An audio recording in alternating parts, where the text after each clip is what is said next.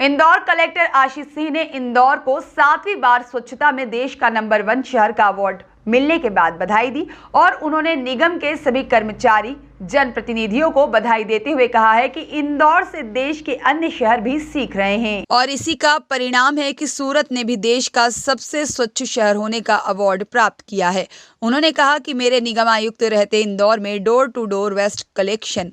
कूड़े के पहाड़ को हटाना, ड्राई सेग्रीगेशन प्लांट लगाने, गीले कचरे से बायो सीएनजी गैस बनाने जैसे स्वच्छता के क्षेत्र में कीर्तिमान स्थापित किए हैं, जिससे अन्य शहर भी सीख रहे हैं। इंदौर वासियों को, यहाँ की जनता को, यहाँ के जनप्रतिनिधियों को और सभी मीडिया बंधुओं को और सभी स्टेक होल्डर्स को और उसके साथ साथ नगर निगम की पूरी टीम को बहुत बहुत बधाई देता हूँ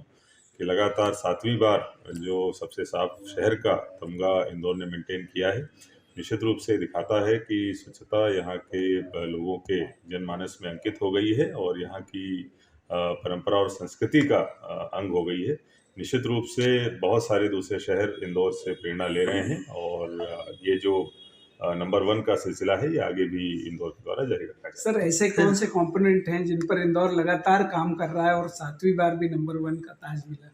देखिए, जितने भी स्वच्छ भारत मिशन और सॉलिड वेस्ट मैनेजमेंट के कंपोनेंट हो सकते हैं, चाहे वो डोर टू डोर कलेक्शन हो या फिर डिसेंट्रलाइज प्रोसेसिंग हो या फिर कलेक्शन हो, इसके साथ साथ जो दूसरे प्रकार के कलेक्शन होते हैं, चाहे वो ग्रीन वेस्ट का कलेक्शन हो या फिर मीट और इस प्रकार के जो दूसरे आइटम्स हैं उनका कलेक्शन हो, सभी पे इंदौर ने बहुत अच्छा काम किया है। इसके साथ साथ जो प्रोसेसिंग है वो यहाँ की बेमिसाल है और प्रोसेसिंग में भी पीपीपी के मॉडल पर जो प्रोसेसिंग हो रही है, चाहे वो ग्रीन वेस्ट की हो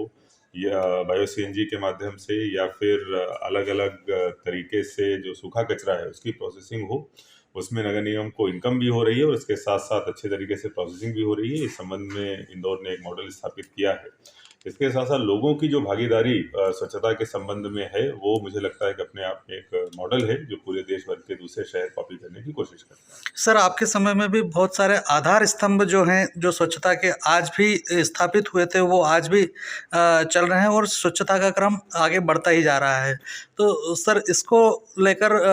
और क्या आगे करने की ज़रूरत है? देखिए, निश्चित रूप से मैं इस मामले में सौभाग्यशाली हूँ कि जो तीसरे चौथे बार का अवार्ड था वो एज म्युनिसिपल कमिश्नर रहते हुए मिला था